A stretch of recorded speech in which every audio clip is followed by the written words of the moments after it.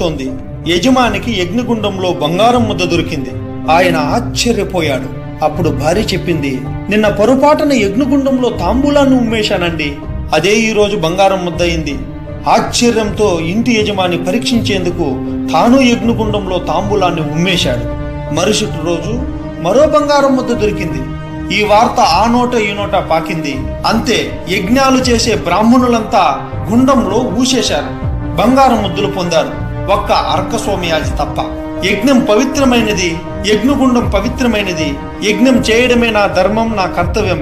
బంగారం ముద్దులు వచ్చినా బ్రహ్మాండమే బద్దలైనా నేను అందులో ఉమ్మేసే ప్రసక్తే లేదన్నాడు ఆయన. ఊరంతా ధనవంతులయ్యారు, ఒక్క అర్కస్వామియాజి తప్ప. ఆయన భార్యకి ఇది నచ్చలేదు. మనము ఉమ్మేద్దామండి, బంగారం పొందుదామని ఎంతో నచ్చజెప్పింది. అర్కస్వామియాజి సరే మీరా అంటూ కాదన్నాడు. చివరికి ఆమె కోపంతో పుట్టినింటికి పయనమైంది. ఆమెకు నచ్చ చెప్పుతూ అర్కస్వామియాజి కూడా తన వెనకే వెళ్ళాడు. ఊరు పెలిమేర దాటాడో లేదో ఊళ్ళో పెద్ద గొడవలు మొదలయ్యాయి. బంగారం ముద్దల పేరిట కొట్టుకోవడం మొదలైంది. ఇల్లు కాలిపోతున్నాయి, మనుషులు చచ్చిపోతున్నారు. మొత్తం ఊరంతా బూడిదైపోయింది. ఒక్కరూ మిగల్లేదు, అర్కస్వామియాజి, ఆయన భార్య తప్ప. అప్పుడే కలిపురుషుడు వారికి ఎదురు వచ్చాడు. ఇన్నాళ్ళు నువ్వున్నావనే ఊరిని వదిలేశా. ఊరంతా బంగారం ముద్దుల కోసం ధర్మం తప్పినా నువ్వు నీ కుటుంబం ధర్మం పాటించింది.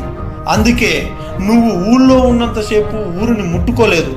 నువ్వు ఊరు వదిలేయగానే నా పనిని నేను చేసి ధర్మహీనులను ధ్వంసం చేశాను అన్నాడు కలిపురుషుడు. ధర్మం తప్పని వాడు ఎప్పుడూ విజేతే.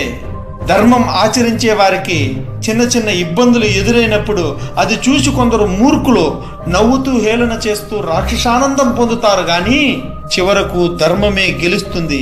ధర్మో రక్ష